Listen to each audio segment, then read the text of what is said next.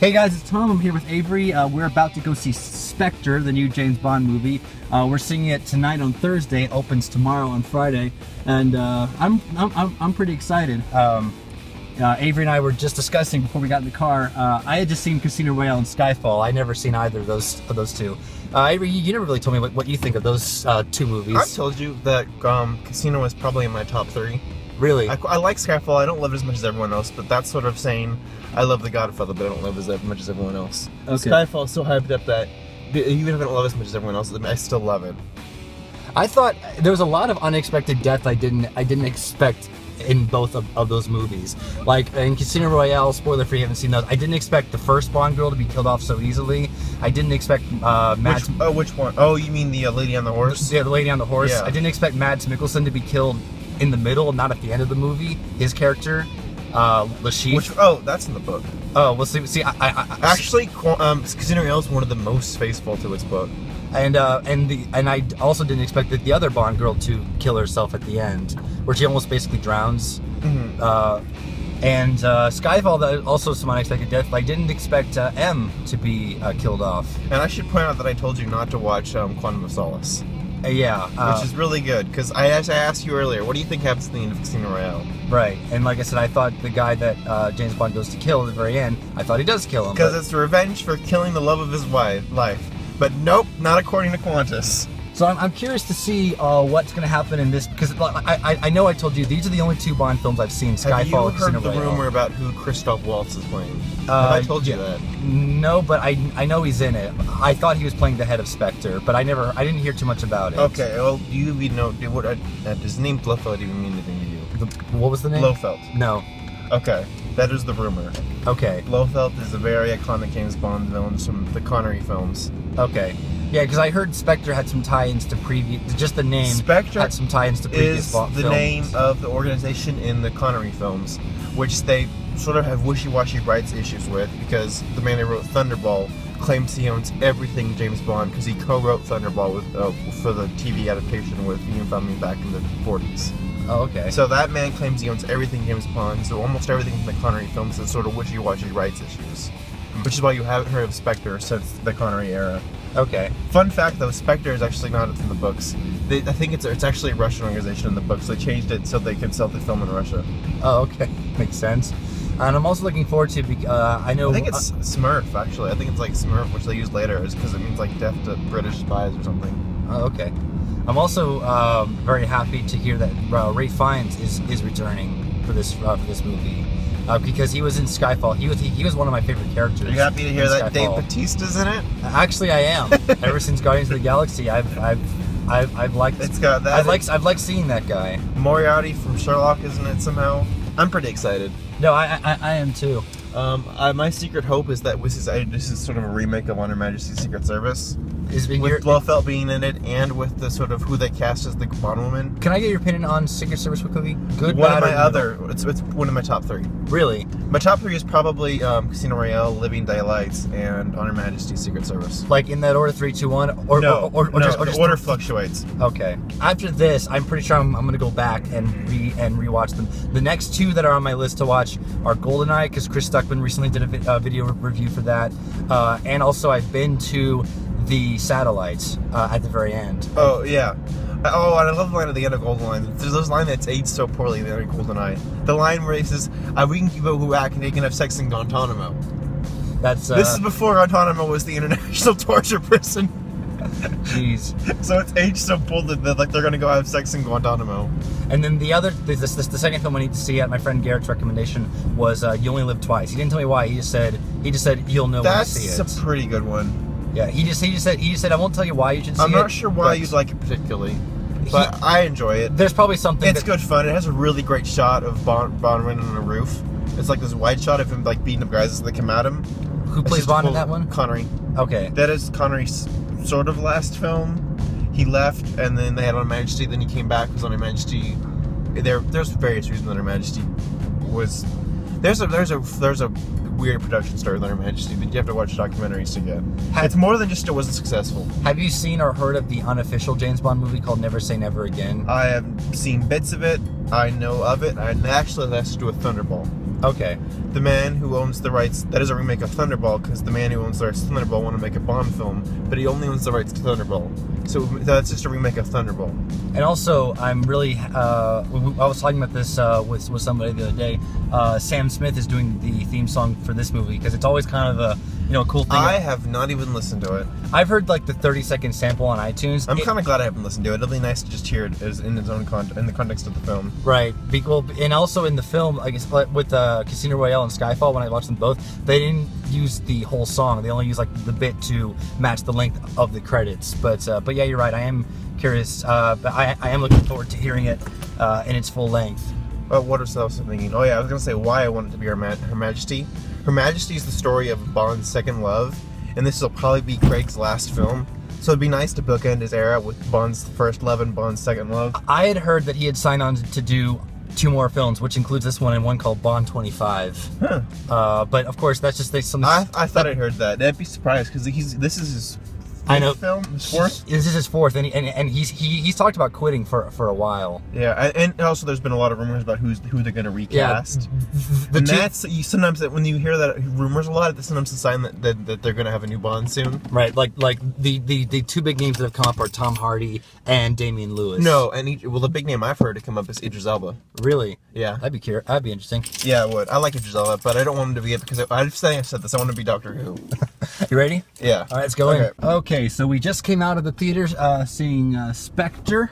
It was kind of an interesting movie experience. So we had some annoying people in our movie. But overall, Avery, let's start with you on Spectre. I think I really liked it. It's one of those films I'm going to have to see again to make sure I know how I feel about it. But I think I really liked it. I'm really glad they didn't kill off Blofeld. I think Christoph Waltz and what they did with him was really good. I'm not sure about the love interest. I was kind of disappointed that Monica, because I was under the impression that the Monica Lewinsky character was supposed to be his love interest. And that didn't happen. I thought that would have worked better. But I don't know. She's only in it for like one scene. I got the impression from some marketing that she was a bigger part of it. I really liked the movie. I was talking to a friend of mine who's also happened to be in the same theater, and he said he really liked it. He didn't like it as much as Skyfall. I can see his point, but there were a lot of things that I liked a lot. But you're right. I think I'll have to see it again because there were certain things that I was thinking. I'm not sure how I feel about this. Some things that I caught was that like some of the action sequences were done in just like one take, so I thought that was really cool. And you're right, Christoph Waltz as a villain, I think is a great idea. Yeah, I thought the action was really good, especially like I think the big standout for one of them was the one that made that David what's his name? Dave Bautista. Drax. They made Drax's character really cool, really great. His train action scene. Also, that was a great action scene. Just the way they shot it, where they're having that nice conversation. Yeah. And it's just really emotional scene, and you just see his reflection in their glass, and all of a sudden he comes in. Yeah. Also, did you notice until that scene, he has no lines in the whole movie? I think he has one line in the meeting. I did. Well, if he did, But I think you can count the number of words he says on your fingers. Yeah, I mean, like when he showed up on the train scene, like when they were grunting, and like right before something happens to him, I don't want to give too much away, even though we had kind of given some bits away.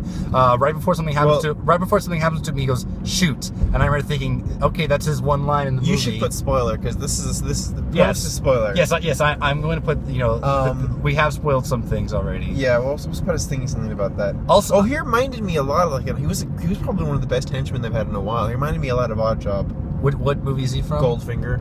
Okay. He's one of the best henchmen they've had in a long time. Certainly in the modern era. During the torture scene between Craig and Waltz, Christoph Waltz said something like he was revealing his identity, and I verbally heard you go, yes. That was when he said he was Ernst Stavros Blofeld. Were you hoping he was going to do that? I said if you're watching these both, I mentioned it in the other thing. I was hoping that he'd be Blofeld. Blofeld is the head of Spectre. Blofeld's Bond's arch nemesis. And they even did the scars and eyes. It was classic Blofeld. So was the cat. You're talking about the scar and eye at the very end? Yeah, the scar he gets, that's classic Blofeld. That's the way he looks in You Only Live Twice. And the cat's a signature of Blofeld. I was about to say, because as soon as the cat showed up, I remember thinking, is he going to be a cat stroking like know-it-all genius villain? That is where that trope comes from. Really? Blofeld. Yeah, Blofeld is the originator of the cat stroker.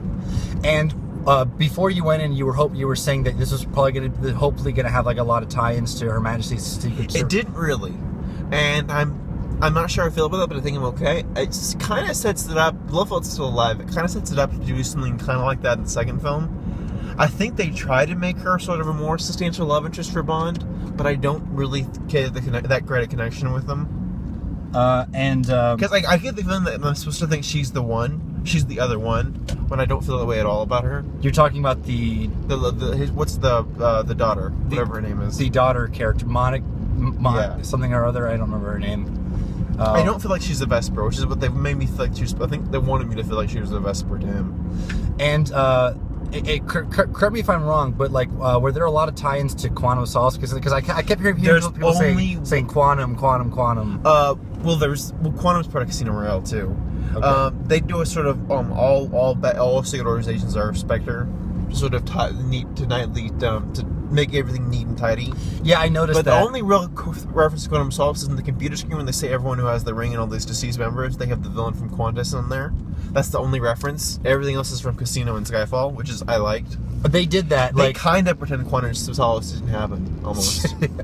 I think Mr. Weiss is the same bad guy who's supposed to be from the end of Casino Royale. Yeah, I think it's the same guy. I think it is. In my head, I noticed his picture. In my head, I'm pretending it's someone different because I think that still ruins the end of Casino Royale for me. And also, like, I thought he died in Quantum of Solace, but I could be completely mistaken about that. I haven't seen it in a long time. And to your point, I will say, like, I even noticed it even during the opening writings on the wall, opening credit scene, like they showed. You got Le Chiffre, you got Harvey Bardem, you had Vesper, and you had M. Yeah, and so like that to me, like when I first saw that, I was kind of thinking, like really? Let me finish. But when it was revealed at the end, like they all tied in, I was like, oh, okay, now I get it. But like at the beginning, I was really worried they were gonna get the idiot, whatever that idiot villain Green is from Quantum of Solace. You don't only know his name because he's a nothing character. Okay. He's so bland that it's just that would have made me mad to see him up on that screen with those people. Right. I only remember his name because I just watched the CinemaSins on him this morning. All right, so it seems like overall we enjoyed Spectre, despite the people that were in our audience. Yeah, I'll take a second viewing for me to know how I feel about it. Yeah, me too. But like, I think I really liked it. I did have some issues, but keep in mind. Also, I think it kind of panders to me in some ways, especially with all the tie-ins to classic, to Casino and Skyfall, and some general just classic Bond, like the idea of Blofeld and the sort of even has sort of signature Blofeld things like the scar and the cat. I was kind of surprised I didn't mind the whole thing being his sort of stepbrother. And even my issues with the film, I think you're right. Like for me, I'll have to watch the second time, so that way I have an actual 100% knowing about how I feel about it. Because there were some things I was like, really, and there were some things I really. I think it was a little long and a little slow in places, but I think I was enjoying it so much I didn't care. Right. So I think overall, if you're a Bond fan, I would say go see this. But I think you and I have to see it a second time. But I'm looking forward to seeing it a second time. It's also one more thing. It reminds me a little bit of Winter Soldier and some other films that have been coming out recently.